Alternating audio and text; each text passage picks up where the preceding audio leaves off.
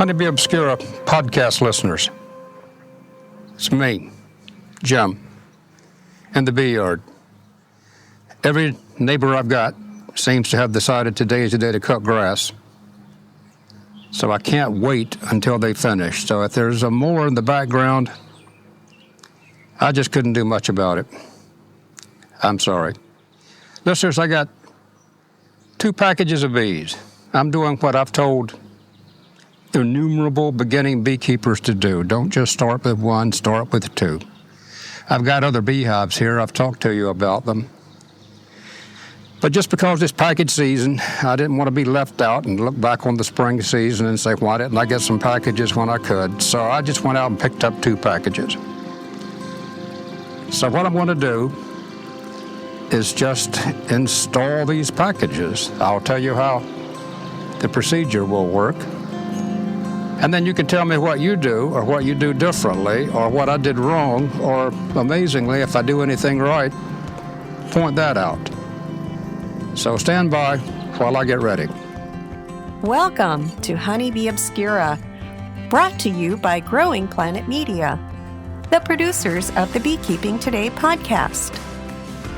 Join Jim 2, your guide through the complexities, the beauty, the fun, and the challenges of managing honeybees.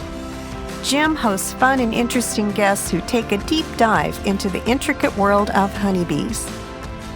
Whether you're a seasoned beekeeper or just getting started, get ready for some plain talk that'll delve into all things honeybees.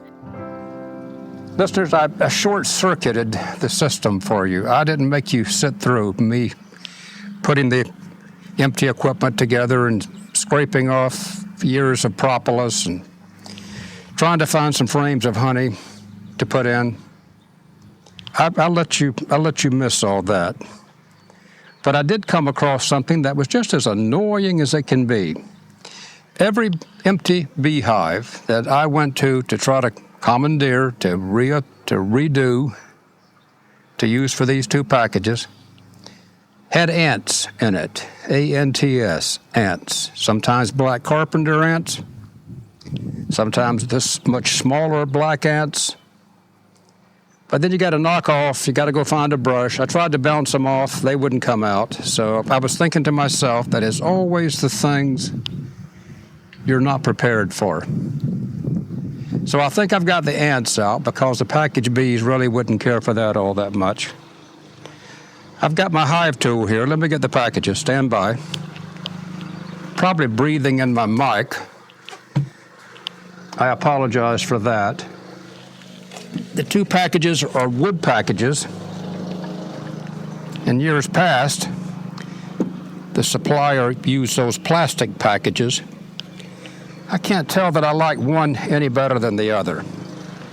So those of you who've done packages thousands of times, as much as I have, they come stapled together with a lath strap that I've got to snap off with my hive tool. And then while I'm doing that, the edges of the screen that stick out of the package are just great for giving you tiny little scratches on your fingers and hands. If you're an old man, then that makes you really bleed. So now I'm looking at, because it can be different techniques. But what this producer is using is a plastic yellow strap that's attached to the queen cage. So my next plan is to take off the outer cover, which is stapled down, and not stick the hive tool in my thumb. So I want to save this top if I can.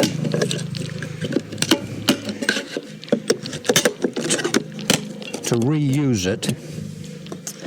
Now that's off, and then I'm down to one of the most peculiar points, how to get this can that fits perfectly in this hole. How do you catch that to get it out? And this time I did do it. So I'm going to bounce the bees down. I'm going to take that cover and lay it on top because the bees will start coming out immediately. The bees that are stuck on the feeder can, I'm going to put in the hive. In fact, listeners, while I'm doing this, I'm going to go ahead and slightly enlarge the holes just by knocking a few more holes in the feeder can. And then I put that over here. And now then, what I've got is a box of bees. Listeners, I got 10 frames.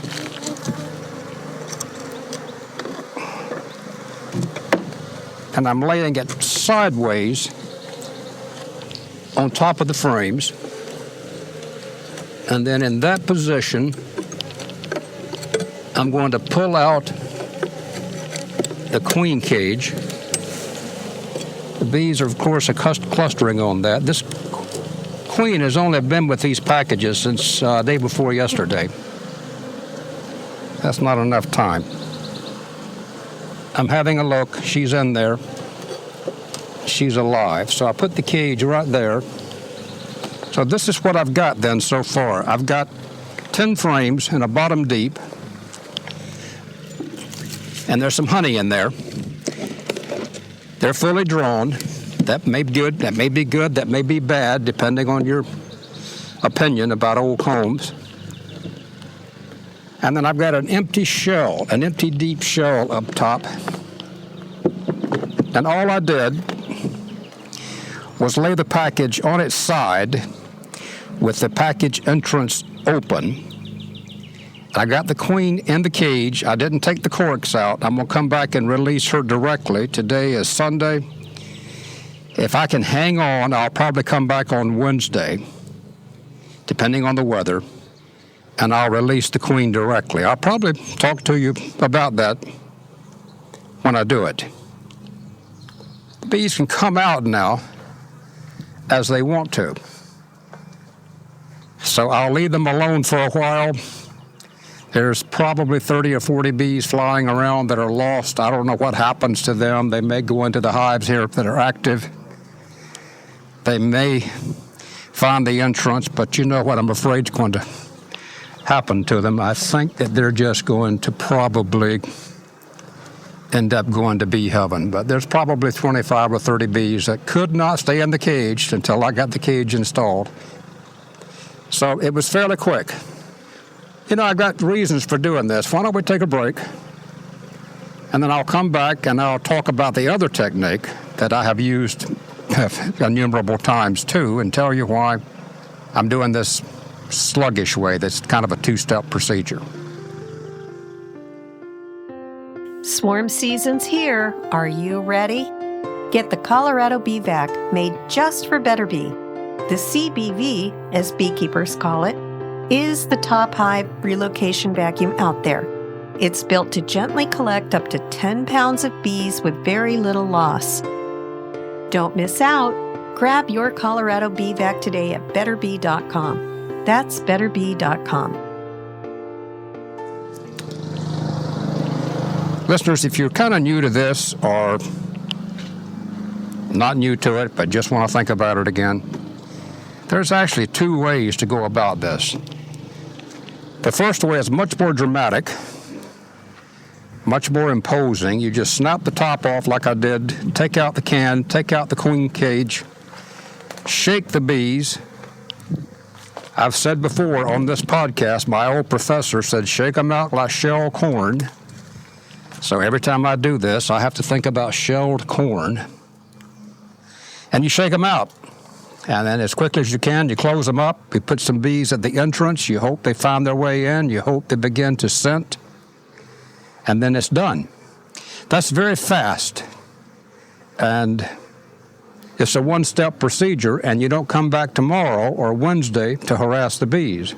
You probably took that plug out. In the old days, we would actually punch a small nail hole through the candy plug so the bees would eat it out faster. But in the new days, with queens costing so much, I don't do that anymore. And then that was quick and dirty, and then it was over. So you come back full 4 to 5 days later, gently pull a frame or two out, See if you could just see eggs. You didn't have to find the queen. If you saw eggs, close everything up and get out. And then wait a week or two for that colony to establish itself, and then boom, it turns into a beehive when happy times are here. But on occasion, and only rare occasions, I've had that package of bees abscond.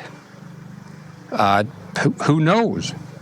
I can't ask them why they're doing that. It doesn't happen a lot, but it happens often enough that in my case now, I paid $140 for these packages. In my case, those few times, that money just flew away. So an easier technique, and I don't think it's as traumatizing for the bees, not an easier technique, another technique.